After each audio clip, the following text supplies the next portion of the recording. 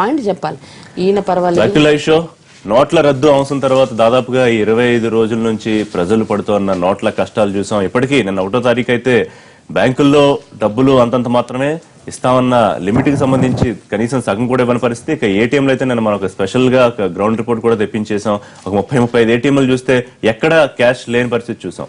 So ఇదొక అయితే ప్రభుత్వం మళ్ళీ నెక్స్ట్ బంగారం మీద పడుతోందా? దీని మీద కొన్ని అపోహలు, కొన్ని వదంతులు, కొన్ని వాస్తవాలు ఉన్నాయి. కానీ మా బంగారం జోలికి వస్తే మాత్రం ఊరుకునేది లేదు, మాకేమన్నా మోడీ కొనిచ్చారా బంగారం అని తీవ్ర స్థాయిలో మహిళలు విరుచుకుపడింది. నిన్న ఎన్టీవీ స్పెషల్ మారథాన్ లో కూడా మనం చూసాం. అయితే ఏ రకంగా పన్ను ఉంటుంది, ఎటువంటి బంగారానికి పన్ను ఉంటుంది, ఎటువంటి బంగారానికి పన్ను ఉంటుంది అనేది కొన్ని గైడ్ లైన్స్ ఇచ్చే ప్రయత్నం చేసింది. ప్యానిక్ అవ్వద్దని చెప్పే ప్రయత్నం కూడా ఆర్బీఐ అలాగే నిన్న కేంద్ర మంత్రి వెంకయ్యనాయుడు గారు, అరుణ్ జైట్లీ గారు చెప్పే ప్రయత్నం చేశారు. కానీ ఎంతవరకు అది అవకాశం ఉంటుంది? నిజంగానే తర్వాత ఇప్పటికే అమల్లో ఉన్న బినామీ యాక్ట్ తర్వాత ఇంకా బంగారం మీద మరి పడతారా, బంగారం మీద దృష్టి పెడతారా అనేది చూడాల్సిన పరిస్థితి. ఇక ఆంధ్రప్రదేశ్ రాజకీయాల విషయానికి వస్తే బందర్ పోర్టు బాధిత రైతులను సందర్శించారు ప్రధాన ప్రతిపక్ష అధినేత వైఎస్ జగన్మోహన్ రెడ్డి. మీ భూములు లాక్కున్నా కూడా మేము అధికారంలోకి మనం ఒక 2 ఏళ్లలోనే అధికారంలోకి వచ్చేస్తాం, వచ్చిన తర్వాత మళ్ళీ ఎవరి భూములు వాళ్ళకి వెనక్కి ఇచ్చేస్తామని చెప్పారు. అనేక తీవ్ర స్థాయిలో ముఖ్యమంత్రి గారి మీద కామెంట్స్ కూడా చేశారు. ఆ అంశాల మీద లైవ్ షోలో మాట్లాడదాం. మనతో పాటు వాళ్ళు లైవ్ షోలో జాయిన్ అవుతున్నారు కోన రఘుపతి గారు, బాపట్ల ఎమ్మెల్యే, వైఎస్ఆర్సీపీ సీనియర్ నాయకులు. ఎన్ గంగాభవాని గారు, మాజీ కాంగ్రెస్ మహిళా అధ్యక్షురాలు, ప్రస్తుతం వారు ఏపీసీసీ చీఫ్ స్పోక్స్ పర్సన్ గా ఉన్నారు. ఆర్ శ్రీధర్ రెడ్డి గారు, తెలంగాణ బీజేపీ సీనియర్ నాయకులు. కొద్దిసేపట్లో తెలుగుదేశం పార్టీ నాయకులు మనతో జాయిన్ అవుతారు. రైట్, గంగాభవన్ గారు మీతో ప్రారంభిద్దాం.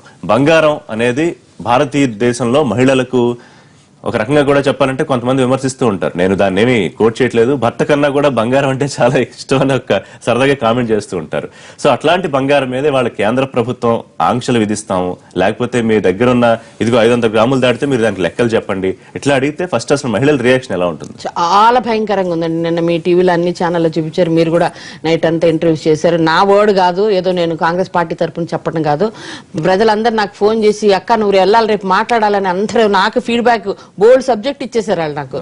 ఎందుకంటే ఈ బంగారం అనేదండి ఇప్పుడు ఆడవాళ్ళకి 500 గ్రాములు అనేసి దానికి లెక్కలు బిల్లులు అంటే తరతరాల నుంచి వస్తుంది బంగారం. అమ్మమ్మ ఇస్తుంది, తల్లి చనిపోతే ఆమె బంగారం అంతా ఆడపిల్లలకే వస్తుంది, అట్లా వస్తుంది. అత్తగారు ఇస్తారు, పెళ్లిలో ఇస్తారు. ఆడపిల్ల పుట్టిందంటే డే 1 నుంచి ఆమె కోసం బంగారం.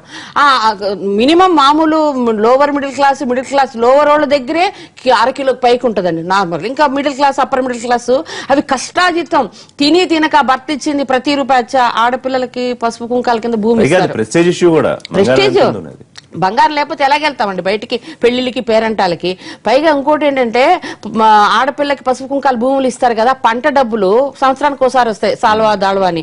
ఆ డబ్బులన్నీ ఈమెకి ఇస్తే ఆమె ఏం చేస్తుంది, ఆ డబ్బులతో బంగారమే కొనుక్కుంటదండి. ఇంకోటి ఎందుకు కొంటారంటే ఇప్పుడంటే షేర్స్ గీర్స్ ఉన్నాయి, రిమోట్ విలేజెస్ లో వాళ్ళకి షేర్స్ అవన్నీ తెలియదు కదా. ఈ ఆడోళ్ళు ఈ బంగారం రేపు అవసరానికి ఆదుకుంటదని, భర్తకు గాని, పిల్లల చదువుకు గాని, ఆడపిల్ల పెళ్లికి గాని, ప్రతిదానికి కట్నంలో ఏమన్నా ఇవ్వాలి బంగారం అంటే ఈ ఒంటి మీద బంగారం కూడా ఇచ్చి ఆడపిల్లకి పెళ్లి చేస్తుంది. అంటే ఇది ఒక ఆర్నమెంట్, ఆభరణమే కాదు, సమాజంలో మహిళ గౌరవమే కాదు, అన్ని విధాల ఆదుకునే lower middle class, upper middle class వాళ్ళ యొక్క ఆయుధం అండి ఇది. భరోసాని వీళ్ళు తుంచేస్తానంటే ఎంత బాధ అండి. ఇంకా చరిత్రలోకి వెళ్తే అసలు మరి బీజేపీ వాళ్ళు భారతీయత రాముడు గురించి చెప్తారు. ఒక మనిషి రికగ్నైజేషన్ సీతమ్మ వారి జటాయు ద్వారా ఆమె నగలు రావణాసుడు ఎత్తిపోతే నగలు పొట్లం చుట్టూ పడేస్తే ఆ జటాయువు ఇస్తాడు కదా ఆ నగలు, అదొకటి. భారతదేశానికి భరతుడు వల్ల పేరు వచ్చింది, అది కూడా అభిజ్ఞాన శాంకుతలం ఉంగరం వల్లే కదా. అభిజ్ఞాన భారతదేశానికి పేరు వచ్చింది కూడా ఉంగరం వల్లే. నయమైంది ఈయనప్పుడు లేరు, ఉంటుంటే ఈ అభిజ్ఞాన శాంకుతలు భరతుడు తెలిసేవాడు కాదు, సీతమ్మ జాడ తెలిసేది కాదు. రావణాసుడు దగ్గర సీతమ్మ జాడ తెలిసేదాడు మహానుభావుడు ఈ మోడీ గారి వల్ల. కాదండి, చాలా అన్యాయం అండి ఇదైతే. ఎంత అన్యాయం లెక్కల్లో చూపించి డబ్బుకు మీరు ఎంత కొనుక్కున్నా దానికి ఏం పరిమితులు లేవు, మీరు ఎంతైనా కొనుక్కోండి. అక్రమాదాయంతో కొనుగోలు చేసిన వాటి మీద మాత్రం భారం ఉంటుంది, పన్ను భారం అని చెప్పారు. మరి అది కరెక్టే కదా. ఇప్పుడంటే నేను లెక్క చెప్పకుండా నా దగ్గర కిలోల కొద్ది బంగారం నేను పెట్టుకుంటే దాన్ని ముట్టుకోవద్దు అనడం కూడా కరెక్ట్ కాదు కదా. మరి ఇప్పుడు నేను కాదండి, కామన్ ప్రజలు నిన్న మీరు ఇంటర్వ్యూ చేస్తే ఒక కామంది మూడు ఏమన్నా ఆయన జేబు నుంచి మాకు బంగారం కొని ఇచ్చారని ఒకటంది. అంత దమ్ము ఉంటే గాలి జనార్దన్ రెడ్డి కమోడ్ చేసుకున్నారు, నా మాటలు కాదు నావి ఎలాగా ఉంటాయి చేసుకున్నాడు ఆయన. ఆయన మీద మీరు ఏం పెట్టలేదు. 70 కోట్ల వాల్యూ బంగారం మీద పెట్టారన్న నిన్న కాక కోట్లు. నిన్న కాక మొన్న పెళ్లి ఎలా చేసుకున్నారు, రంగరంగ వైభవము, చీరతో సహా బంగారంతో చేస్తే ఆయన మీద ఏమి వెళ్ళటం గానీ, ఆయన బీజేపీ ఫార్మర్ ఐటీ వెళ్ళారు, ఏమొచ్చారో మాకు తెలియదు. అట్లా ఉట్టి ఐవాష్ మేము అందరూ అరుస్తే అన్నారు ఐటీ వెళ్ళింది అన్నారు. మరి ఆయన ఫార్మర్ బీజేపీ మంత్రి, ఆయన మీద యాక్షన్ లేదు. అసలు ఇలా చెప్పుకుంటూ పోతేనండి. ఇంకోటి నేను అడుగుతాను, బంగారం మీద సామాన్య మోడీ గారు నోట్లు నద్దు, బ్లాక్ మనీ రికవరీ దాంట్లో భాగంగా బంగారం అన్నారు. వీఆర్ వెల్కమింగ్ బ్లాక్ మనీ తప్పకుండా చేయండి. మరి కింగ్ ఫిషర్ కి 7,000 కోట్లు, మా సామాన్యుడు 2,000 డ్రా చేసుకుంటే అష్ట కష్టాలు పడుతుంటే 1,200 కోట్లు ఒకటి ఆయన అన్ని ఇంట్లోంచి వస్తుంటే చూపించారు. ఎన్ని బెంజులు, మెర్సిడీస్లు, వరల్డ్ ఫేమస్ అన్ని ఉన్నాయి. ఆయన మీద యాక్షన్ లేదండి. లక్షల కోట్లు ఈ కార్పొరేట్ వ్యవస్థ అంతా రుణాలు, అంబానీ గానీ అంత 1,000 కోట్లు రుణాలు తీసుకున్నారు. ఇన్క్లూడింగ్ వాళ్ళ కేబినెట్ లో ఉన్న సుజనా చౌదరితో సహా ఉన్నారు. వాళ్ళు దానికోసం చట్టం చేయలేదు పార్లమెంట్ లో. దానికోసం చేయొచ్చు కదా. ఇంత పెద్ద మీరు గ్రద్దల్ని కొట్టట్లేదు, చిన్న చిన్న చేపలు పట్టుకుంటున్నారు, మొసలికి వేస్తున్నారు. ఇది ప్రజలు అర్థం చేసుకుంటున్నారు. బంగారం జోలికి వస్తే ఊరుకునేది లేదు. మహిళలు ఊరుకోరండి. రామాయణ మహాభారతాలు సీతమ్మ వారిని ఎత్తుకుపోయి సర్వనాశనం అయిపోయాడు. రావణ బ్రహ్మ, చాలా శాస్త్రాలు తెలిసిన వ్యక్తి. కడసారి రాముడు అంటాడు లక్ష్మణుడు అవసాన దిశలో ఎల్లు రాముడి దగ్గర, రావణాసుడి దగ్గరికి వెళ్ళి తెలుసుకో జ్ఞానం అంటాడు. ఎందుకంటే అది చాలా జ్ఞానవంతుడు. అప్పుడు చెప్తాడు, 2 పనులు తప్పు చేశాను నేను, అందరికి స్వర్గం గిద్ది పంపడానికి చేద్దామనుకున్నా, అది లేట్ చేశాను. మహిళల అపహరణ చాలా పాపం, సీతమ్మని అపహరణ ఆలోచించకనే చేశాను, ఈ పరిస్థితి వచ్చిందని. ఈయన మహిళల జోలికి వచ్చాడు ఆలోచించుకోకన్నా, అదే పరిస్థితి వస్తుంది మోడీ గారికి. ఇది చెప్తాం. శ్రీధర్ రెడ్డి గారు ఏమంటారు? రఘుపతి గారు ఏకీపిస్తున్నారా గంగవాణి గారితో పూర్తిగా? చాలా చాలా చక్కగా మాట్లాడారు గంగాభవన్ గారు. Thank you. దీంట్లో ఇది ఇంకా ఇంత మాట్లాడుకున్నంత తేలికైన సులువైనటువంటి కాదు. ఇది 500 గ్రాముల 250 గ్రాముల దాని విలువ ఏంటి, అంత ఉంటుందా, బీపీఎల్ వాళ్ళకి ఉంటుందా, ఇది పైన 20-30% ఉంటుంది. నేను విశ్లేషణలు చూస్తుంటే చాలా విషయాలు నాకు కూడా తెలిసాయి. నేను దాని మీద రాత్రి ఆలోచించుకొద్దీ ఇది మహిళకి ఇచ్చేటువంటి ఒక భరోసా కింద తల్లిదండ్రులు ఇచ్చేది ఒకటైతే. 2 అసలు అగ్రికల్చర్ దీంట్లో సిస్టంలో కూడా రైతులు వచ్చేటువంటి ఆదాయాన్ని ఎక్కువ శాతం బంగారం కొనడానికే మొగ్గు చూపుతారు. కారణం ఏంటంటే బంగారం ఇంత బ్యాంకింగ్ వ్యవస్థ లేదు ఆ రోజుల్లో. బ్యాంకింగ్ వ్యవస్థ ఇంత లేదు ఆ రోజుల్లో. ఈ బ్యాంకింగ్ వ్యవస్థ లేనప్పుడు బంగారాన్ని తాకట్టు పెట్టుకుని తెచ్చుకొని అమౌంట్ తెచ్చుకుని వ్యవసాయం చేసుకుని వచ్చిన దాంతో మళ్ళీ రిపే చేసుకుంటూ ఆ మిగుల్ని బంగారం పాక్ చేసుకుంటూ వెళ్ళేటువంటి విధానం మనం ఎప్పటి నుంచో వస్తున్నటువంటిది. మనం అగ్రికల్చర్ ని ఇన్కమ్ ట్యాక్స్ నెట్ లో లేదు. అగ్రికల్చర్ మీద వచ్చేటువంటి ఇన్కమ్ ని మనం తీసుకొని బంగారం మీద ఇన్వెస్ట్మెంట్స్ జరుగుతూ ఓవర్ ఏ పీరియడ్ అక్యుములేట్ అయినటువంటి బంగారానికి ఈ రోజు బిల్లులు చూపించాలన్నా ఏ చేయాలన్నా కూడా కష్టమే. ఒక పక్క మీరు 500 నోట్లు 1000 నోట్ల రూపాయలు రద్దు చేయటం వల్ల రూరల్ ఇండియాలో ఉన్నటువంటి ప్రాపర్టీ వాల్యూస్ పడిపోయాయి, ఎస్పెషల్లీ అగ్రికల్చర్ ప్రాపర్టీ. ఏదైతే ఒక రైతుకి ఒక భరోసా ఉంటుందో, నా భూమి విలువ ఇది, నా విలువ ఇది, అవసరంతో ఒక 10 సెంట్లు అమ్మి పెళ్లి చేస్తాను, పిల్లకి పెళ్లి చేస్తాను, లేకపోతే ఒక 1/2 సెంట్ ఒక అరెకరం అమ్మి అప్పులు తెచ్చుకుంటాను అన్నట్టు ఒక ధీమాని పోగొట్టారు. అది ఏం కాకపోతా ఉందనేది ఒక 2-3 నెలల్లో బాగా తెలుస్తుంది. ఇప్పుడు ఓన్లీ ఇంకా మనకి చిల్లర అందుబాటు లేదు, అంతవరకు తాత్కాలికంగా చూస్తున్నాం. రేపు రాబోయే రోజుల్లో దాని పర్యవసనాలు చాలా తీవ్రంగా ఉంటాయనేది నేను గత ఈ 15-20 రోజుల్లో నా సర్వేలో జరిగినటువంటి ఆలోచన తీసుకెళ్తే వాళ్ళు భయపడుతున్నారు. అలా ఉంటాయా సార్ అంటున్నారు. నిజంగా అలా ఉండబోతోంది. ఏ బ్యాంకు కూడా ముందరకు వచ్చేటువంటి పరిస్థితి లేదు. నేను అగ్రికల్చర్ ల్యాండ్ కొనుక్కోవాలి అనుకుంటే ఓన్లీ ఒక 10% వాళ్ళు అగ్రికల్చర్ ల్యాండ్ కొనుక్కొని కన్వర్ట్ చేసి ప్లాట్లు వేసి ఆ ఎకనామిక్స్ చూపించి ఇంత నాకు వస్తుంది అని చూపిస్తే తప్పించి ఏ బ్యాంక్ కూడా ముందుకు వచ్చి ఒక అగ్రికల్చర్ భూమిని కొనేటువంటి పరిస్థితి లేదు, ఫైనాన్స్ చేసేటువంటి పరిస్థితి లేదు. మరి ఈ క్రమంలో అగ్రికల్చర్ నా భూమి ఉంది, నాకు ఇంత భూమి ఉంది అనేటువంటి భరోసాని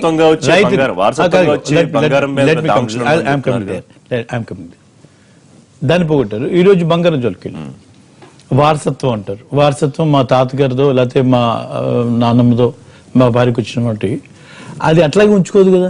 దాన్ని చెడగొట్టి రకరకాలుగా ఇప్పుడు లేటెస్ట్ దాంట్లో కొంత వెళ్ళి రకరకాలుగా మాడిఫై అయి పెట్టాయి. నువ్వు డిఫరెన్షియేట్ చేస్తావు, ఇది పాతదని ఇది కొత్తదని ఇది. సో ఆ చాలు వాడికి ఆఫీసర్కి అది చాలు, వాడు బేరం చేసుకోవడానికి అక్కడ ఇబ్బంది పెట్టడానికి రకరకాలుగా ఒక ప్యానిక్ క్రియేట్ చేయడానికి అది మిస్యూజ్ చేయడానికి దట్స్ ఎనఫ్. ఇప్పుడు మనం మాట్లాడుతూ ఉన్నాం మెయిన్లో అని విభజన చట్టం వచ్చింది, విభజన చట్టంలో అన్ని ఉన్నాయి కదా అంటున్నాం. విభజన చట్టంలో ఉన్నటువంటిది ఉండటానికైతే ఉన్నాయి, నీకు కావాల్సినవి అమలు జరుపుతా ఉన్నావు. నీకు ఈజీ అనుకుంటున్నావు అది చేస్తున్నావు. ఇవాళ ఒక 10 కోట్ల జనాభా దాటినటువంటి రాష్ట్రాలకి నువ్వు కాలేజ్ అన్ని పెట్టాలనుకున్నావు, వస్తున్నాయి ఆటోమేటిక్ వస్తున్నాయి. బ్లాక్ మనీ విభజన చట్టంలో ఉందా లేదా కాకుండా బ్లాక్ మనీని క్యాష్ కాకుండా బంగారం రూపంలోకి చాలా అంటే 8వ తారీఖు నుంచి ఈ రోజు దాకా మనం మాట్లాడుకుంటే పత్రికా ముఖంగా కానీ ప్రెస్ ద్వారా ఎలక్ట్రానిక్ మీడియా తెలుసుకుంది ఏంటంటే సుమారుగా ఒక 4,000 కోట్ల రూపాయలు గోల్డ్ లోకి వెళ్ళింది అనేది ఒక అంచనా కింద మాట్లాడుతాం. అంటే 4,000 కోట్ల రూపాయలు దానికోసం మరి 120 కోట్ల జనాభాని టార్గెట్ చేస్తావా? There is no other mechanism to find out that 4,000 people who are buying that gold. ఈ రకమైనటువంటి అంశాలు ఈ రోజు ప్రజల్లో ఉన్నటువంటి చర్చ పెద్దవాళ్ళని కాపాడుకుంటూనే సామాన్యుల జోలికి వస్తా ఉన్నారు. ఇందాల మరి చెప్పినట్టుగా మాలవ్య గురించి కానీ లేకపోతే జనార్దన్ రెడ్డి గురించి, జనార్దన్ రెడ్డి 8వ తారీఖు అనౌన్స్ చేసిన తర్వాత పెళ్లి చేశాడు. మరి ఎంత గట్స్ ఉండాలి? It's simple notice to the to just give the details అని చెప్పి అడిగారు అంతే. ఖమ్మంపాటి రామ్మోహన్ రావు గారు ఢిల్లీలో ఆంధ్రప్రదేశ్ ప్రభుత్వ ప్రత్యేక ప్రతినిధి, తెలుగుదేశం పార్టీ సీనియర్ నాయకులు జాయిన్ అయ్యారు. నమస్తే రామ్మోహన్ రావు గారు. ఒకటి, బంగారం గురించి ఆంక్షలు, రకరకాల స్పెక్యులేషన్స్ వస్తున్నాయి. నిన్న కొంత ప్రయత్నం చేశారు వెంకయ్యనాయుడు గారు, కానీ ఇబ్బంది పడద్దు, ఇది పాత చట్టమే, కొత్తగా మళ్ళీ ఇందులో ఏం సవరణ చేయట్లేదు అని కొన్ని లెక్కలు చెప్పారు. 500 గ్రాములు పెళ్లైన మహిళ దగ్గర ఉండొచ్చు, 250 గ్రాములు యువతుల దగ్గర ఉండొచ్చు, 100 గ్రాములు. కానీ తరతరాలుగా దాచుకుని లేకపోతే పూర్వీకులు ఇచ్చిన బంగారం చాలా ఎక్కువ కూడా ఉండొచ్చు కొంతమంది దగ్గర. కొన్నిటికి లెక్కలు ఉండవు, కొన్నిటికి బిల్లులు అసలు ఉండే అవకాశం లేదు. మరి ఇప్పుడు మా బంగారం అంతా మోడీ గారు తీసేసుకుంటారా, మాకు ఏమైనా కొనిచ్చారా అని అడుగుతున్న మహిళలకు ఏం సమాధానం చెప్పాలంట? అంటే యాక్చువల్గా ఇది ప్రతిపక్షాలు మిస్లీడ్ చేస్తున్నాయి ఈ యొక్క కాన్సెప్ట్ ని. ఎట్లా అంటే నిజంగా ఈ యొక్క ఈ బిల్ ఏంటి, ఇన్కమ్ ట్యాక్స్ బిల్ ఏదైతే తీసుకొచ్చారో ఆ బిల్లులో కొన్ని సవరణలు చేశారు. అవును. ఈ బంగారంకి వచ్చేటప్పటికి బంగారం పాత ఇదివరకు ఏ విధంగా ఉందో చట్టం అదే ఉంటుంది. కొత్తగా మేమేమి ఇంపోజ్ చేయట్లేదని వెంకయ్యనాయుడు గారు ఆర్థిక శాఖ మంత్రి కూడా స్పష్టంగా చేశారు. నిజంగా మీరు అన్నట్టు మహిళలను ఇబ్బంది పెట్టే విధంగా లేదా వాళ్ళని దాచుకున్న బంగారం మీద ట్యాక్స్ వేసో లేకపోతే ఇంకో రకం ఇంకో ఇబ్బంది పెడతారు నేనైతే. ఎందుకంటే ఇప్పుడు అక్కడికి వచ్చేటప్పటికి మనం ఏ రాజకీయ పార్టీ అయినా కానీ ప్రజలకు ఏది కావాలో, ప్రజలకి అభివృద్ధికి ఏ విధంగా చేయాలో షార్ట్ టర్మ్ లాంగ్ టర్మ్ ఉండే విధంగా ప్రభుత్వాలు నిర్ణయాలు తీసుకుంటాయి. నరేంద్ర మోడీ గారు తీసుకున్న నిర్ణయం ఏంటి? ఈ యొక్క 500 నోట్లు, 500, 1000 రూపాయల నోట్ల రూపాయన ఇంకొక నోటు తీసుకొచ్చారు. యాక్చువల్ రద్దు కాదు ఇది, 2000 రూపాయలు తీసుకొచ్చారు. సరే, దానికి ఈ బ్లాక్ మనీ నల్లధనం ఇప్పటికే చూస్తున్నాం పాకిస్తాన్ బోర్డర్లో ఏ విధంగా ఉందో. సెక్యూరిటీ ఆస్పెక్ట్ అనండి, ఇంకోటనండి. దాదాపు 8 లక్షల కోట్లు ఇప్పటిదాకా ఆర్బీఐలో ఈ వచ్చిందని అన్నారు. ఇంకొంత రాబోతుందో, టైం ఉంది కాబట్టి. నేనేమంటున్నానంటే నిజంగా ఇప్పుడు మీరే సంపాదించుకున్నారు, జెన్యున్ గా సంపాదించుకున్నారు, మీరు బ్యాంకులో డిపాజిట్ చేసుకోవచ్చు, విత్డ్రా చేసుకోవచ్చు, ఇబ్బంది ఏం లేదు. ఎవరికి ఇబ్బంది ఇవాళ? ఎస్, సామాన్య మానవుడు ఇబ్బంది పడకుండా అతనికి అభివృద్ధి చేయాలా, దేశాన్ని అభివృద్ధి చేయాలనే ఉద్దేశంతో నిర్ణయం తీసుకున్నారు. ప్రతిఫలాలు ఏ విధంగా ఉంటాయనే మనం ఊహించుకోకుండానే ఇవాళ విమర్శిస్తున్నాం. నేనేమంటున్నానంటే ఇవాళ నిర్ణయం తీసుకున్నారు, దీనివల్ల ప్రజలకు నష్టం వస్తే రేపు ఎన్నికల టైంలో ఓడిస్తారు. నేనేమంటానంటే అసలు నిర్ణయాన్నే మీరు వ్యతిరేకిస్తా ఉంటే, అభివృద్ధిని అడ్డుకుంటా ఉంటే ప్రభుత్వం పరిపాలన ఏ విధంగా ముందుకు పోతుంది? కాదు రామారావు గారు, మీరు ఒకటి గమనించే ఉంటారు, ఈ నిర్ణయం తీసుకున్న తర్వాత ప్రధాని చెప్పిన తర్వాత గంటల తరబడి రోజుల తరబడి క్యూల్లో ఉన్న వాళ్ళు ఎవరు కూడా ఇది తప్పుడు నిర్ణయం ఎవరు మాట్లాడారు. నాకు తెలిసి మెజారిటీ పర్సెంటేజ్ సరే ఇబ్బందులు ఉంటాయి, కొన్ని రోజులు సర్దుకుంటామని అన్నారు. కానీ బంగారం విషయానికి వచ్చేటప్పటికి వాళ్ళ వాయిస్ లో స్పష్టమైన మార్పు రావడం నిన్నంతా మీరు గమనించే ఉంటారు. బంగారు విషయంలో కూడా ఎవ్వరూ కూడా ఆందోళన చెందాల్సిన పర్లేదు. ప్రభుత్వం అటువంటి చర్యలు తీసుకోదు నేను కూడా భావిస్తాను. ఎందుకంటే మా ముఖ్యమంత్రి గారు కూడా స్పష్టంగా చెప్పాడు. ఇప్పుడు కమిటీ కూడా వేశారు కదా, ఒకవేళ అలాంటి నిర్ణయం ఉన్నా కానీ committee will present it to the government of India, not to, I mean, నిన్న మీ కేబినెట్ లో కూడా అందువల్ల అటువంటి ప్రమాదం ఉపత్తి ఇది ఉండదు. మహిళలను గనక ఇబ్బంది పెట్టే విధంగా ఉంటే మేము కూడా ఇప్పుడు, ఎందుకంటే ఎప్పుడు కూడా ప్రజలు మనం అధికారం ఇచ్చింది పరిపాలన చేయమని, ప్రజలకు ఏది కావాలో అది చేయమని. అయితేనండి ఇది అర్థం చేసుకోవాల్సిన పని, కొత్త పాలసీ ఇంప్లిమెంట్ చేసేటప్పుడు కూడా ఎప్పుడు కూడా ఇది సాహసోపేత నిర్ణయం. ఈ నిర్ణయాలన్నీ కూడా మనం ఏదో అనుకుంటున్నాం కానీ అర్థం చేసుకుంటానికి ప్రతిఫలాలు రావడానికి సమయం పడుతుంది. ఈవేళ ఈ యొక్క నోట్లు రూపాయన వేరే నోట్లు తీసుకొచ్చినా బంగారం ఇన్కమ్ ట్యాక్స్ యాక్ట్ కొత్తగా ఏమి తీసుకురాలండి, ఉన్న దాంట్లో సవరణ అంతే. తర్వాత ఇప్పటి నుంచి ఇందాక రఘు గారు చెప్పినట్టుగా మీకు తెలియదు, కొంతమంది ఈ 4-5 రోజుల్లోనో ఈ 15 రోజుల్లోనో బంగారం విపరీతంగా కొనారంటున్నారు. దీని మీద ఇప్పుడు అదే నల్లధనంతో కొన్నారా, నిజంగా మీరు కష్టపడి మీ కష్టార్జితంతో బంగారం కొంటే మీకు ఎటువంటి ఇబ్బంది ఉండదు. అదే డిఫరెన్స్ చూపించడం ఎట్లా అనేది కూడా చర్చ దాన్ని సెగ్రిగేట్ చేస్తారు. ఇప్పుడు వచ్చిన సమస్యలు అక్కడే వస్తుంది, దానివల్లే వీళ్ళు ప్యానిక్ క్రియేట్ చేస్తా ఉన్నారు. దట్ ఈస్ వాట్ నేనేమన్నానంటే కష్టార్జితంతో కొనుక్కున్న బంగారం కానీ తరతరాల నుంచి మనకు వస్తున్న బంగారాలు కానీ వాటి జోలికి వీళ్ళు వెళ్లరు అనేది నేనైతే భావిస్తా ఉన్నా. ఆ విధంగా ప్రభుత్వం ఉండదో ఉంటే రేపు ఇప్పుడు ప్రజల్లో కూడా స్పందన ఏ విధంగా ఉంటుంది. ఇప్పుడు మీరు ఇందాక మీరే చెప్పారు, క్యూలు నుంచున్నా ఇది మా కోసం ప్రధానమంత్రి గారు నిర్ణయం తీసుకున్నారు, లాంగ్ టర్మ్ లో రిజల్ట్స్ ఉంటాయి. ఇప్పటికైతే వాళ్ళు అలా నమ్ముతున్నారు అంటే మోడీ గారి మీద ఆ నమ్మకం ఉందనే కదా, పరిపాలన ఆ విధంగా ఉంటుందనే కదా. అలా కాకుండా ఇంకో విధంగా ఉన్నా గానీ ఇప్పుడు కమిటీ వేశారు కదా ముఖ్యమంత్రులతో, వాళ్ళు చర్చించి కూడా ఇది తప్పు, ఇది ఇట్లా ఉండకూడదని స్పష్టంగా ముఖ్యమంత్రుల కమిటీ రిపోర్ట్ ఇస్తుంది. దాని మీద ప్రభుత్వం స్పందిస్తుంది. తప్పకుండా వెనక్కి తీసుకుంటారు. ఒకవేళ మీరన్నదే కరెక్ట్ అయితే వెనక్కి తీసుకుంటారు. ఇప్పటికే నోట్ల నిర్ణయంతో మెజారిటీ ప్రజలు మెచ్చుకుంటున్నారు. కొంతమంది విమర్శిస్తున్నారు అనుకోండి, అది పక్కన పెడదాం. సో ఇవాళ పొగిడించుకున్న నోటుతోనే తెగిడించుకునే పరిస్థితి ఏమన్నా తెచ్చుకుంటున్నారా ప్రధానమంత్రి? బంగారం జోలికి వస్తే ఊరుకోని గంగాభవన్ గారు యాజ్ ఏ మహిళా రిప్రజెంటేటివ్ చేసిన కామెంట్స్ దాదాపు మనం భారతదేశంలో మహిళలందరికీ అదే వాయిస్ ఉంటుంది. ప్రతిసారి ఈ నిర్ణయం తీసుకున్న మొదటి రోజు నుంచి కూడా రాజకీయ లబ్ధి కోసం తీసుకున్నారు అని చెప్పే వాళ్ళందరూ మేము వ్యతిరేకంగా మాకు ప్రచారం జరగాలని, రేపొద్దున అధికారంలోకి రాకుండా మాకు ప్రతికూలమైనటువంటి నిర్ణయాలు తీసుకోవాలని చెప్పేసి ఏ ప్రభుత్వం అనుకుంటుందా? ఒకవేళ రాజకీయంగా మీరు మారాల్సి వస్తే రామ్మోహన్ రావు గారు చక్కగా క్లియర్గా స్ట్రైట్గా చెప్పారు, ఇది కొత్తగా తీసుకున్న నిర్ణయం కాదు. ఆల్రెడీ పన్నుల విధానంలో ఉన్నటువంటి విషయాన్నే కొన్ని సంస్కరణలు మొన్న చేశారు, వాటిని మళ్ళీ రీట్రేట్ చేశారు. అయితే ఎక్కడ సమస్య వస్తుందంటే మీరు ఏ నిర్ణయం తీసుకున్నా గానీ ప్రతికూల శక్తులు కొన్ని ఉన్నాయి. ఏది నల్లధనానికి వ్యతిరేకంగా నిర్ణయం ఎంత పెద్ద తీసుకున్నాడే మోడీ గారు, మేము పెంచిపోస్తున్న నల్ల కుబేర్లందరూ కూడా నాశనం అయిపోతారు, మా వ్యవస్థలు కుప్పకూలిపోతాయి, మేము నిర్మించుకున్నటువంటి రాజకీయ ఆర్థిక సామ్రాజ్యాలు కుటుంబ సామ్రాజ్యాలు కొల్లగొట్టినట్టు పరిస్థితి అవుతా ఉంది, సామాన్యుడు బలవంతుడు తయారవుతాడు. ఇదంతా వచ్చిన తర్వాత కొంతమంది మొదటి రోజు నుంచి కూడా లేదు ఈ విధంగా అవుతుంది, ఆ విధంగా అవుతుంది, మీ భూములు గుంజేసుకుంటారు, మీ బంగారం గుంజేసుకుంటారు, మీ డబ్బులు గుంజేసుకుంటారు, మీ బ్యాంకులో డబ్బులు వేసినా కానీ మీ బ్యాంకులో డబ్బులు రావు, ఈ రకమైన ప్రచారాలు ఎన్ని చేసినా లైన్లలో ఉన్న వాళ్ళకు మీడియాలో వెళ్ళి కొంతమంది వెళ్ళి కెమెరాలు పెట్టి మన స్పీకర్లు పెట్టిన వాళ్ళంతా కూడా అన్ని మాట్లాడవునండి మాకు ఇబ్బంది ఉంది కానీ నిర్ణయం అనేది చెప్తా ఉన్నారు. దేశ ప్రజల్ని మోసం చేయలేకపోయారు. నేను చెప్పేందంటే స్ట్రైట్ అవే బంగారందుకు వస్తే సేమ్ ఏదైతే దుష్ప్రచారము నగదు రహిత వ్యవస్థ గురించి పాత నోట్లు రద్దు చేసి వాటి స్థానే కొత్తవి తీసుకొచ్చి నగదు పరిమితులు అయితే ఉన్నాయి కదా, విడ్రాయల్ పరిమితులు కానీ వీటన్నిటి విషయంలో చేశారో మళ్ళీ దీని గురించి అదే ప్రచారం చేస్తా ఉన్నారు. ముందే మొదలు పెట్టారు, ఎక్కడా దెబ్బ కొట్టలేకపోయాం. నరేంద్ర మోడీ గారికి దేశం మొత్తం ఎక్కడి నుంచి నార్త్ ఈస్ట్ నుంచి మొదలు సౌత్ దానిక ఎక్కడ ఏమి బంధు పెట్టారు, ఆక్రోశం అన్నారు, ఉక్రోశం అన్నారు, ఎవడు కలిసి రాలా, ఇంట్లోంచి బయటికి రాలా, వాళ్ళ పార్టీ కార్యకర్తలు కూడా రాలా. ఇప్పుడు ఏం చేయాలా? మనం మహిళల్ని రెచ్చగొట్టాలా.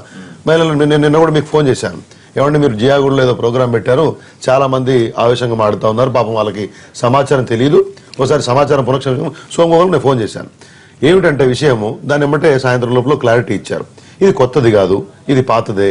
వారు చెప్పినా నేను చెప్పినా ఆలోచన ఉన్నవాడు ఎవరైనా కానీ భారతదేశంలో ఉన్నటువంటి 125 మంది కోట్ల ప్రజల్లో సగం శాతంగా ఎక్కువగా ఉన్నటువంటి మహిళల్లో ఎవరి దగ్గరనైతే వారసత్వం వచ్చిన బంగారం ఉందో దాన్ని ముట్టుకునే ప్రసక్తి లేదు. నేను చెప్తా ఉన్నాను, ఎవరు కూడా ఎన్టీవీ ద్వారా మనం చదువుకున్న వాళ్ళము భయాందోళనల్ని అనవసరమైన అపోహల్ని ప్రచారం చేయకూడదు, ప్రసారం చేయకూడదు. నా ఉద్దేశం ఏంటంటే ఎట్టి పరిస్థితులు ఎవరు భయపడాల్సిన అవసరం లేదు.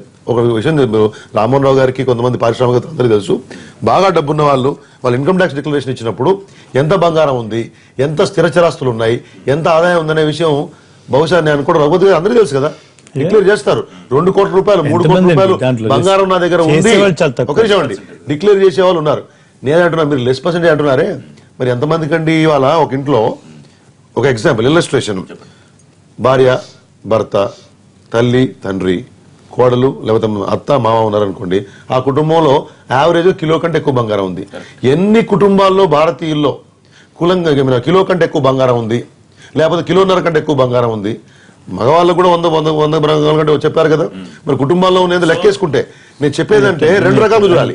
ఒకటి ఎవరు భయాందోళన అవసరం లేదు, నరేంద్ర మోడీ గారు ఏం గుంజుకోరు, వారిని ఏదో మీరు చరిత్రలో చాలా విషయాలు చెప్పి గుంజేసుకుంటారు, ఇవన్నీ సరే మీరు చెప్పే పద్ధతిలో ఒక పద్ధతిలో చెప్పారు. భయాందోళన గురి చేసే ప్రభుత్వం కాదు. ఎట్లా చేస్తారండి? ఇప్పుడు తరతరాల బంగారాన్ని కొత్తగా మార్పించుకుంటారు, దానికి బిల్లులు ఉండకపోవచ్చు. చాలా ఇళ్ల దగ్గర బంగారాలకు బిల్లులు ఉండవు. సో ఇప్పుడు పన్ను రేటు పెంచి ప్రస్తుతం 30% ఉన్న దాన్ని 60% ప్లస్ దాని మీద 25% సెస్, సర్వీస్ ఛార్జ్ అంటే ఒక 85% అనుకోండి. సో అప్పుడు ఏంటి పరిస్థితి? నేనేమంటున్నానండి, ఇంత పెద్ద యంత్రాంగంలో ఒక విషయం అండి, నేను మొన్నే చెప్పాను, మొన్న ఈ నిర్ణయం వచ్చిన రోజు 8th రోజు నైటే పంజాగుట్లోని ఒక ప్రముఖ జ్యువెలరీ దుకాణంలో 192 కేజీల బంగారం కొనుగోలు అయింది ఆ రాత్రికి రాత్రి బ్యాక్డేట్ రెఫరెన్స్ తోటి అని చెప్పేసి ప్రచారం జరుగుతా ఉంది. నిజమా అబద్ధమా? దొరుకుతున్నటువంటి బంగారం ఇన్కమ్ ట్యాక్స్ ఆఫీసరే దొరికాడు. నేను ఒక ఆయన నిన్న బెంగళూరులో దొరికారు బంగారాలు, డబ్బులు, లంబార్గిని కార్లు వేసుకుని. నేనేమంటున్నా అంటే వీళ్ళందరినీ పట్టుకోవద్దనే ఏదో రకంగా కానీ సామాన్యుల దగ్గర ఒకటి 125 మంది కోట్లలో ఉన్నటువంటి అన్ని కుటుంబాలకి ఇంటింటికి గ్రామానికి హైదరాబాద్ లో, రంగారెడ్డి జిల్లాలో, నల్గొండ జిల్లాలో, శ్రీకాకుళం జిల్లాలో, కృష్ణా జిల్లాలో ఇంటింటికి వెళ్ళి మీ ఇంట్లో బంగారం ఎంత ఉంది, 500 కంటే ఎక్కువ చేయండి. ఈ రకమైన వ్యవస్థ జరగదు. ఐటీ శాఖ అధికారులు బీరువాలు తెరిచి చూస్తారు అంటే ఇబ్బంది. మీరు పెద్దవాళ్ళు పట్టుకున్నారనుకోండి, అదే జరుగుతుంది. బ్లాక్ మనీలో వచ్చే అవకాశం లేదు. ఇది ఎట్లంటే ప్రతి ఇంటింటికి వెళ్ళి ఏమయ్యా మీ ఇంట్లో బంగారం ఎంత ఉంది, బీరువా దీంట్లో 500 కంటే ఎక్కువ ఉందో తొలవేసి, అట్లాంటిది ఏమి ఉండదు. అక్రమార్కులు, దుర్మార్గులు ఎవరైతే ఉన్నారో, నల్లధనాన్ని అన్ని రకాలు కూడబెట్టుకున్నారో వాళ్ళ మీద ఖచ్చితంగా చర్యలు ఉంటాయి. వాళ్ళ గురించి భయపడాల. పేద ప్రజలు పండుగ చేసుకోవాల్సిన సందర్భం, నో మిడిల్ క్లాస్ ఫ్యామిలీస్ పండుగ చేసుకోవాల్సిన సందర్భం నిర్భయంగా ఉండమని చెప్తా ఉన్నాం. నేనేమంటున్నానంటే ఈ సిచ్యువేషన్ వీళ్ళు ఏదో మహిళలకు అన్యాయం చేస్తున్నారనో వాళ్ళకి ఎవరికి అవకాశం ఇచ్చే ప్రభుత్వం ఆ విధంగా ఉండదు. కమిటీ ఉంది కదా. నేనేమంటున్నానంటే నిజంగా కూడా అటువంటి పరిస్థితి ఉంటే రేపు అధికారులు గనక ఏది ఇన్కమ్ ట్యాక్స్ అధికారులు కానీ ఇంకోళ్ళు కానీ ఎవరైనా హరాస్ చేస్తున్నారనో ఇంకోటి అటువంటి సిచ్యువేషన్ వస్తే committee will give a report. Misuse చేసే అవకాశం లేదు. ఎట్టి పరిస్థితుల్లో కాకుండా అన్న చెప్పినట్టు రిపోర్టే కాదు, మోదీ గారు స్వయంగా టీవీ కెమెరాల ముందుకు వచ్చినప్పుడు ఆదాయ పన్ను శాఖ అధికారులు ఎక్కడ చిన్న వేధింపులకు మిమ్మల్ని గురి చేసినా ఈ మొత్తం సందర్భంలో స్ట్రైట్ అవే నా కార్యాలయానికి సమాచారం పంపించండి, ట్విట్టర్ ద్వారా లేకపోతే ఇంకో ద్వారా అని చెప్పారు. ఇంతకంటే పారదర్శక ప్రభుత్వం ఎక్కడైనా ప్రపంచంలో ఉండే అవకాశం. మీ పాయింట్ ఏంటి? నేను చెప్తున్నాను ఇప్పుడు అసలు అంటే అంత వేసి 1 కిలో కన్నా ఉంటుందా, 1/2 కిలో కన్నా ఎక్కువ ఉంటుందా, అసలు మనకు ఊహకు అందదండి. బంగారం ఎట్లా క్యాలిక్యులేట్ చేస్తుంటే ఇన్కమ్ కింద క్యాలిక్యులేట్ చేయట్లేదు. ఓవర్ ఏ పీరియడ్ అక్యుములేట్ అయింది. ఒకవేళ నా దగ్గర 2 కిలోలు బంగారం ఉన్నా, ఈయనకు 2 కిలోలు బంగారం ఉంటే పెద్ద కోటీశ్వరుడు అనుకోవడానికి ఉండదు. Middle class, lower middle class వాళ్ళ దగ్గర కూడా ఉన్నటువంటి సందర్భం అంటే అగ్రికల్చర్ రిలేటెడ్ ఫ్యామిలీస్ లో వాడి దగ్గర లిక్విడిటీ ఉండకపోవచ్చు, పైన మనకి గ్లేనింగ్ కనపడకపోవచ్చు. స్టిల్ ఈ mace be having sufficient gold. అదొక మన దాన్ని ఇన్వెస్ట్మెంట్ ఇన్కమ్ కింద తీసుకోకూడదు. 2015 తర్వాత అసలు వెల్త్ ట్యాక్స్ లేదు. 15 వరకు డిక్లేర్ చేసిన అసలు ఇష్యూ లేదు. ఎవరు డిక్లేర్ చేస్తారు, ఎవరు చేస్తారు సిస్టమ్ ఎవరండి భయపడాల్సిన మీరు నేను చెప్తే కాదు కండి. పరిస్థితి ఉత్పన్నం కాదు. ఒకటి ఇందాల రఘుపతి గారు మన చర్చలో రాజకీయ నేనేమన్నానండి, ఇందాల అర్థం చేసుకొని చెప్పాల్సిన బాధ్యత ఇందాకలు అన్నారు అంటే ప్రతిపక్షం కాబట్టి విమర్శిస్తుందంటే ప్రజల్లో ఉన్న విషయాన్ని ఎత్తి చూపిస్తాం. అధికార పార్టీ వాళ్ళు ఆ ఇన్పుట్స్ తీసుకుని కరెక్షన్ చేయాలని కోరుకుంటాం. చూద్దాం మరి. అంతేగాని వాళ్ళు మాట్లాడితే ఒకటి అంటే పార్లమెంట్ జరగనిచ్చి తప్పులుంటే మీరు డిబేట్ చేసే అవకాశం. స్టేట్మెంట్ ఇచ్చే ముందర ఒక చిన్న డిబేట్ జరిగింది. ఇంకొక చర్చ అవుతుంది. రైట్, చిన్న బ్రేక్ తీసుకుందాం. లైవ్ షోలో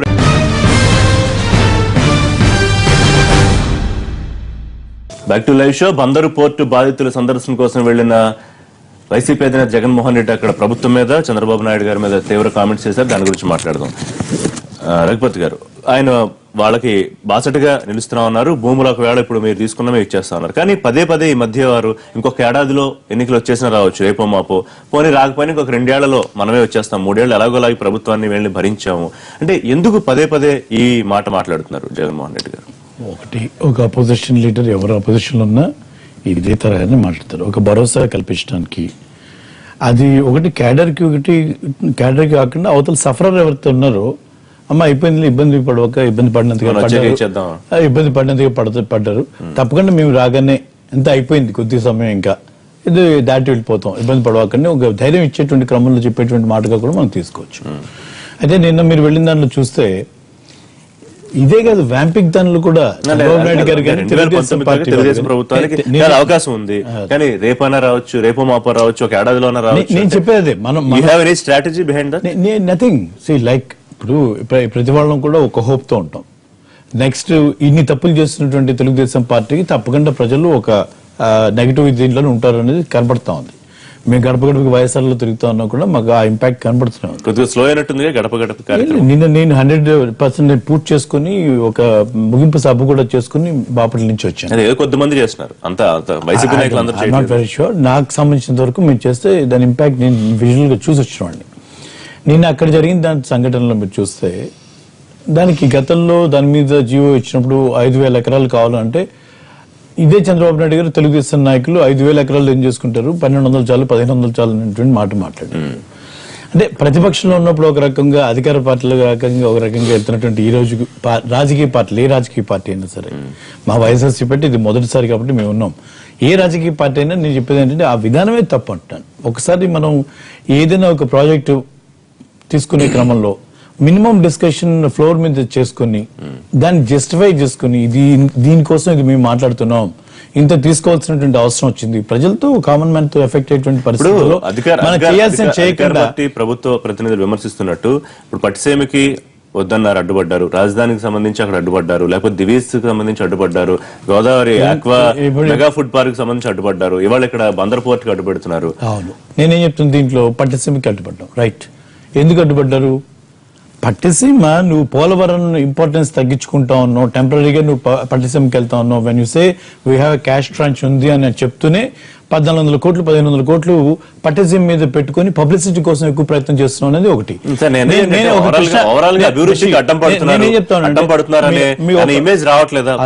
నేనేమంటానంటే కృష్ణా డెల్టా నుంచి వచ్చిన వాడుగా నేను చెప్తా ఉన్నాను, మాకు పులిచింతల ప్రాజెక్టు మా స్టెబిలైజ్ చేయడానికి కట్టినటువంటి project Pulichintala project 45 TMC hold చేయడానికి అవకాశం ఉన్న ప్రాజెక్ట్.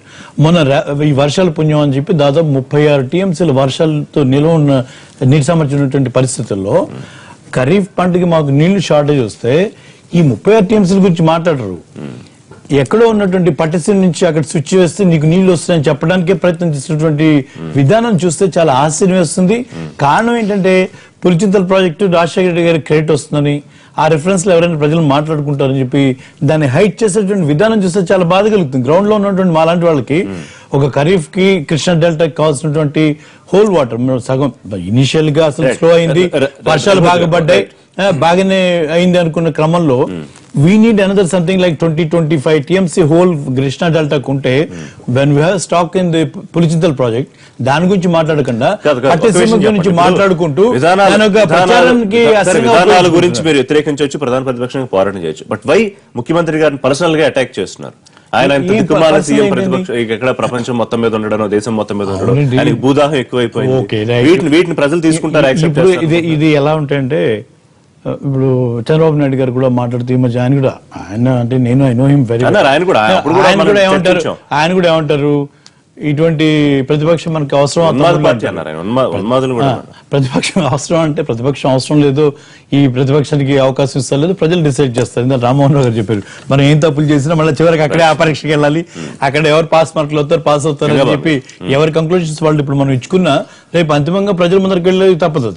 ఇప్పుడు మేము చెప్పే పట్టిసీమ గురించి మేము మాట్లాడినా, లేకపోతే ఈ రోజు మన పోర్ట్ గురించి మాట్లాడినా, లేకపోతే వ్యాంపింగ్ గురించి ఆ రోజు మీరు అపోజ్ చేస్తారు, ప్రతిపక్షం ఉన్నప్పుడు ఒక స్టాండ్ తీసుకుంటా ఉన్నారు, అధికార పార్టీకి రాగానే ఒక రకమైన చేస్తా ఉన్నారు. మేము మీరు అంత కరెక్ట్ తీసుకుంటున్నప్పుడు రండి ఫ్లోర్ లో డిస్కస్ చేద్దాం, డిబేట్ చేద్దాం, జస్టిఫై చేయండి, దాని మీద మీరు ఇంప్లిమెంట్ చేయండి. గతంలో 5,000 ఎందుకన్నారు, ఇవాళ 1,05,000 ఎకరాలు ఎందుకు తీసుకుంటున్నారని జగన్మోహన్ రెడ్డి గారు అడిగారు. ఇప్పుడు కేంద్ర రాష్ట్ర ప్రభుత్వాలు, అధికార పార్టీలు, మిత్రపక్షాల వాళ్ళు యొక్క ఒక మాత్రం సామరూప్యం ఉందండి. ఒక విషయంలో వాళ్ళు ఇద్దరు ఒకటే ఏకాభిప్రాయంతో వెళ్తున్నారు, ఏంటంటే టార్గెట్ కామన్ మ్యాన్. వాళ్ళంతే, target common man. Common man ఎలా పీల్చి పిప్పి చేసేయాలనేసి. ఇదే చంద్రబాబు నాయుడు గారు, రాజశేఖర రెడ్డి గారు 5,000 బందర్ పోర్ట్ అంటే 5,000 ఎందుకు ఎకరాలు, 1,200 ఎకరాలు సరిపోతుంది కదా అన్న వ్యక్తి ఈ రోజు 1,05,000 ఎకరాలకు వెళ్ళటం ఏం సబబు? అంటే అధికారంలో ఉన్నప్పుడు ఒక మాట, అధికారంలో లేనప్పుడు ఒక మాట.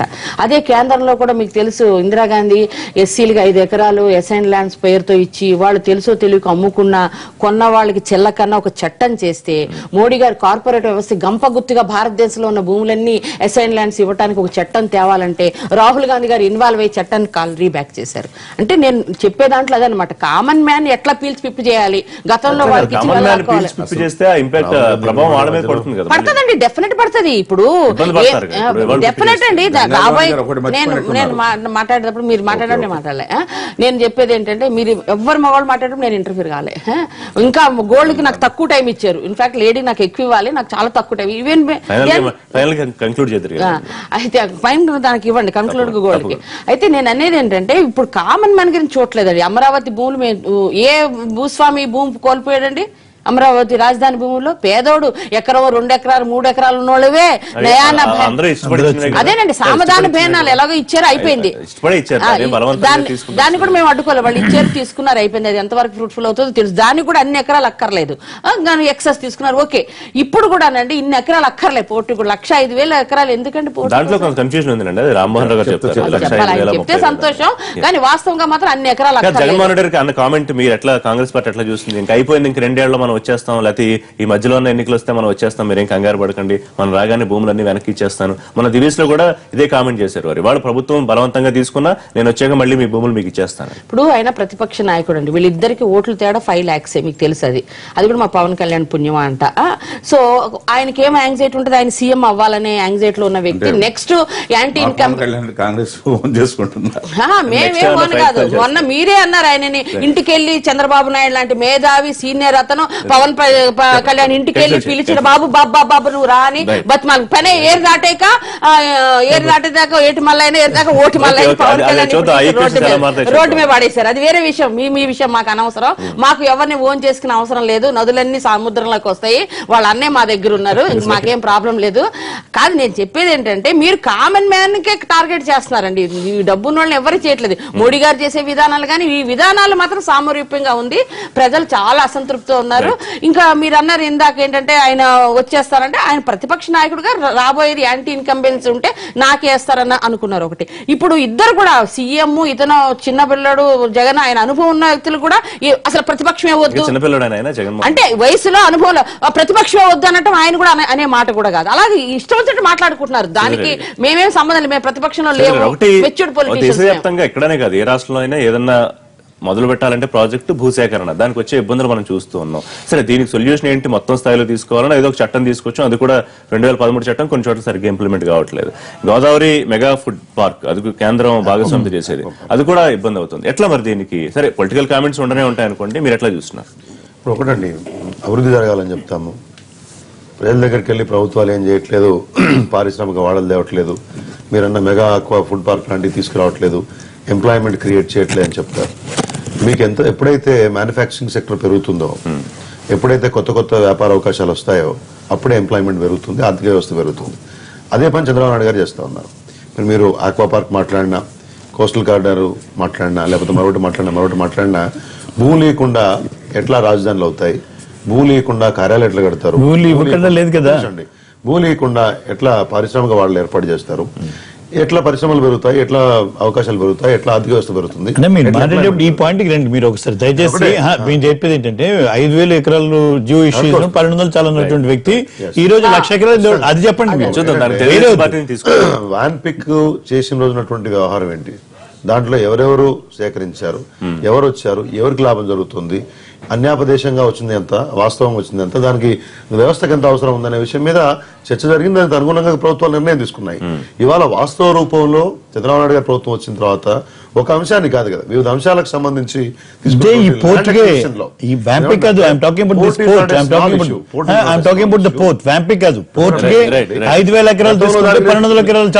దానికి నేను కంపేర్ చేస్తా ఉన్నాను. పోర్ట్ అయినా కానీ మారుతున్నటువంటి వ్యవస్థను బట్టి, మారుతున్నటువంటి అవసరాలను బట్టి, గతంలో హైదరాబాద్ ఎయిర్పోర్ట్ ఉండేది, మనం బేగంపేట ఎయిర్పోర్ట్ ఉండేది, ఇప్పటికీ విమానాలు దిగుతాయి. మీరు జిఎంఆర్ ఎయిర్పోర్ట్ పోయినా కొద్దిగా చదువుకుంటే ఇక్కడ దిగుతాయి, పెద్ద విమానాలు దిగినాయి. మరి ఎందుకు మనం జిఎంఆర్ ఎయిర్పోర్ట్ అంత పెద్ద ల్యాండ్ అని చెప్పారు? అవసరాలు మారినాయి, ఎక్విజిషన్ చేశారు. ఫర్దర్ గా ఇంకంత ఎయిర్పోర్ట్ అవసరం ఉంటే కూడా కట్టేంతగా ల్యాండ్ ఎక్వైర్ చేసి పెట్టుకున్నారు. భవిష్యత్ అవసరాలు ఉంటాయి, మారుతున్న అవసరాలు, ప్రభుత్వ లక్ష్యాలు, సమాజంలో వచ్చినటువంటి ఆకాంక్షలకు అనుగుణంగా ఇవాళ వ్యవస్థలు పెంచాల్సిన అవసరం ఉంది. దానికి అనుగుణంగా ల్యాండ్ ఎక్వైర్ చేస్తానంటే మనం కట్టుబడే విషయం. తెలుగుదేశం డిఫెండ్ భవిష్యత్ అవసరాన్ని దృష్టిలో పెట్టుకుని 5,000 ఎకరాలు జీవో ఇస్తే 5,000 ఎకరాలు ఇస్తే దాన్ని తప్పుపట్టినటువంటి ప్రతిపక్షం ఈ రోజు ఎట్లా మాట్లాడుతుంది దాని మీద కైండ్లీ మీరు మాట్లాడారు. ఒకటే విషయం చెప్పారండి, అవసరాలకు అనుగుణంగా ప్రభుత్వం నిర్ణయం తీసుకున్నప్పుడు అది అప్పుడు అవసరం యాగి చేయాల్సిన అవసరం లేదు. రెండోది రాజకీయంగా పదే నేను వచ్చేస్తారంటే ఒకటి ప్రతిపక్షంలో ఉన్న ప్రతి వాళ్ళు అధికారంలో రావాలని కోరుకుంటారు, కానీ దానికి అంటే మధ్యలో అంటే టైం వరకు ఉంటే ఆకాంక్ష అత్యాశలాగా మరీ ఆతృత ఉన్నట్టు ఓపిక లేనట్టు కనబడకూడదని నా ఉద్దేశం. రైట్. రామ్మోహన్ రావు గారు, ఒకటి భూములు లాక్కుంటున్నారు, చంద్రబాబు నాయుడు గారికి భూదాహం పెరిగిపోయింది. ఇప్పుడు దివీస్ లో 250 కోట్లు ఎలా అయితే పంచుకుంటున్నారు లావాదేవీలు అన్నారో ఇక్కడ కూడా పేదల దగ్గర దోచుకుని బడాబాబులకు పెడుతున్నారు. ఇట్లాంటి చాలా సీరియస్ కామెంట్స్ చేసి కొన్ని సూచనలు కూడా ఇచ్చారు 5,000 ఎకరాల్లోనే ఎట్లా కట్టొచ్చు అనేది. సో దీని మీద ప్రభుత్వం ఏం చెప్తుంది? ఇప్పుడు జగన్ కి ఇంతకుముందు గవర్నర్ దగ్గరికి కూడా వెళ్లి ఎమ్మెల్యేలు తీసుకెళ్లి ఒక స్టేట్మెంట్ ఇచ్చాడు. తర్వాత ఎమ్మెల్యేలు అంతా ఆయన దగ్గర నుంచి ఉండలేము, ఈ నాయకత్వం మీద ఈయనకి అవగాహన లేదని వాళ్ళు కొంతమంది ఎమ్మెల్యేలు వేరే మన పార్టీలో కూడా చేరారు. అట్లాగే నిన్న అతను వాడిన భాష కూడా నిజంగా జగన్మోహన్ రెడ్డి లాంటి వ్యక్తి రైతుల గురించి లేకపోతే అక్కడ పోయి మాట్లాడటం అంటే ఈవేళ ఈ రాష్ట్రాన్ని చంద్రబాబు నాయుడు గారి మీద మా మీద వ్యతిరేకత కాదు, రాష్ట్రానికి ద్రోహం చేస్తున్నాడు. ఏ విధంగానో చెప్తా, మీకు కొంచెం సమయం ఉంది. చెప్పండి. రాజధాని వద్దన్నారు కదా, రాష్ట్రం విభజన జరిగిన తర్వాత ఆర్థిక అసెంబ్లీలో మేమున్నాం, మా ముందు మాట్లాడు దయచేసి లేదు రైతులు ఇవ్వలేదండి, రైతు రోడ్డు మీద రామ్మోహన్ రావు గారు లేదు నేను చెప్పేది ఏంటంటే అసెంబ్లీ సాక్షి మేమున్నాం కాదు మీరు ఇట్లా మాట్లాడితే అది కరెక్ట్, అసలు ప్రచారమే తప్పండి. కాదు మీరు చేసే ప్రచారం తప్పు. పోర్టుల విషయంలో కాకరపల్లిలో మీరు ఫైరింగ్ చేశారు, రైతులు చనిపోయారు. వ్యాన్ పిక్కి 28,000 ఎకరాలు మీకు డబ్బు సాక్షిలో పెట్టుబడులు పెట్టారు కాబట్టి ఇచ్చారు. ఆ ల్యాండ్ ఇవాళ సిబిఐలో ఉంది, ఎదురు లేదు. లేపాక్షి ల్యాండ్ అంటే మీరు తీసుకున్న నిర్ణయాలు ఏ ల్యాండ్ ఎక్విజిషన్ వల్ల రైతులు ఇబ్బంది పడ్డారు. మీకు ధనదాహం, అభివృద్ధి రాష్ట్రం జరగల, మీరు అభివృద్ధి చెందారు, మీ నాయకులు అభివృద్ధి చెందారు. కానీ తెలుగుదేశం ప్రభుత్వం వచ్చిన తర్వాత ఒక్క ల్యాండ్ గాని, ఒక్క స్కామ్ గాని, ఒక్క వ్యక్తి మీద ఆరోపణలు ఉన్నాయా? రైతులు ఇవాళ మీరు వెళ్ళి పలకరించండి, అక్కడ ఏదైతే సిఆర్డీఏలో 153,000 కోట్లకి ఎక్కడ చేసినా గానీ రాష్ట్రం కోసం, రాష్ట్రాభివృద్ధి కోసం బందర్కి వచ్చేటప్పుడు కూడా మీకు అదే చెప్పబోతున్నా. మీకు గ్లోబల్ ప్రచారం చేయటం కాదు, 1,00,000 ఎకరాలని అసలు అవగాహన లేదా? మీకు ఏం చదువుకున్నారు, జ్ఞానం ఉందా అనేది వాళ్ళ ప్రజలు, నేను కాదు ప్రజలు అంటున్నారు. మీ తండ్రి 2008లో ఆ పోర్టుకి ఫౌండేషన్ వేశాడు, ఆ పోర్టుకి. ఇందాక సోదరుడు చెప్పినట్టుగా ఆ రోజు ఉన్న పరిస్థితుల్లో 5,000 ఎకరాలు అనుకున్నారు, కానీ ఈవేళ ఉన్న పరిస్థితి ఎందుకు ఏ విధంగా ఎందుకు చెప్పాము కూడా చెప్తున్నా మీకు. ఇప్పుడున్న పరిస్థితిలో విభజన జరిగింది కాబట్టి ఇండస్ట్రియల్ గ్రోత్ తీసుకురావాలి, కాబట్టి ఇండస్ట్రీస్ కూడా రావాలి, కాబట్టి అగ్రో బేస్ ఇండస్ట్రీస్, ఆ విధంగా పోర్ట్ బేస్ ఇండస్ట్రీస్ రావాలి, కాబట్టి 14,600 ఎకరాలు తీసుకోవాలని ప్రభుత్వం నిర్ణయించింది, ప్రజలకి చెప్పింది. ఎస్ఐండ్ భూములు వీటి గురించి మారితే ఈవేళ ఇడుపులపైకి వెళ్ళి చూడండి ఎన్ని చేయించుకున్నారు. వాళ్ళందరికీ కూడా ఎట్లా ఉందంటే ఎస్ఐండ్ భూములు పబ్లిక్ పర్పస్ కు వాడుతున్నారా, మీరు చేసుకుంటున్నారా అంటే పబ్లిక్ పర్పస్. అదే ఇందాక గంగా భవాని గారు చెప్పారు, రాజశేఖర రెడ్డి గారు ముఖ్యమంత్రిగా ఉన్నప్పుడు సోనియా గాంధీ గారు అక్కడ వాళ్ళ ఏఐసిసి మీటింగ్ జరుగుతుంటే పచ్చడి భూములు మీరు తీసుకోవద్దు, సెజ్జలు తీసుకోవద్దని రాగానే 90 సెజ్జలు అనౌన్స్ చేశాడు. ఒక సెజ్జలో కూడా ఎక్కడ మనకు రాలా. సరే, ఒకవేళ మీరు ఇప్పుడు రైతుల దగ్గర భూములు తీసుకున్న మరో 6 నెలల్లోనో, ఏడాదిలోనో, లేకపోతే 2019 ఎన్నికల్లోనో వాళ్ళు వచ్చిన తర్వాత ఇచ్చేస్తాం.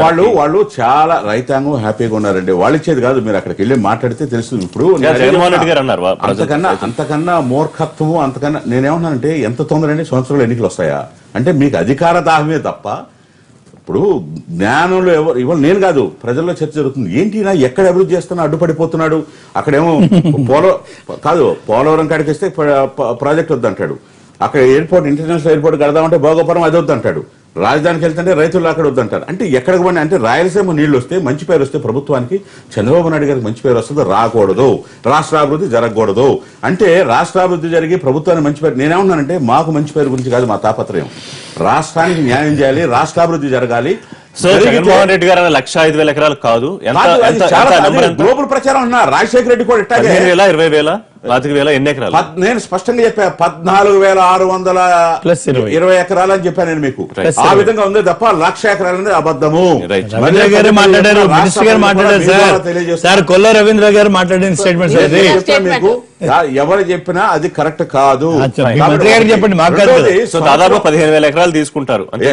రెండోదండి అది కాదు సంవత్సరాలు ఎన్నికలు అన్నారంటే మీ ఉద్దేశం ఏంటండి? మీకు కుర్చీ కావాలే గానీ రాష్ట్రాభివృద్ధి వద్దు, ఈ పరిస్థితులు విభజన జరిగింది, నాయకులు కాదు ఎన్ని గంటలు కష్టపడి గాడిలో పెట్టి ఆర్థిక పరిస్థితి మెరుగుపరచాలని చూస్తా ఉంటే మీరు ఈ విధంగా అడ్డుపడితే ఏ విధంగా రాష్ట్రాభివృద్ధి జరుగుతుందని నేను అడుగుతున్నా. నేను క్వశ్చన్ ఇస్తున్నా. నేనేమన్నానంటే ఎన్నికల సమయంలో మీరు చెప్పాల్సిన అబద్ధాలన్నీ చెప్పండి, ప్రజలు మీకు కావాలంటే మీకు పట్టం కడతారు. తెలుగుదేశం పార్టీ మేనిఫెస్టోలో ఇచ్చిన అంశాలు ఎన్ని పూర్తి చేశారు?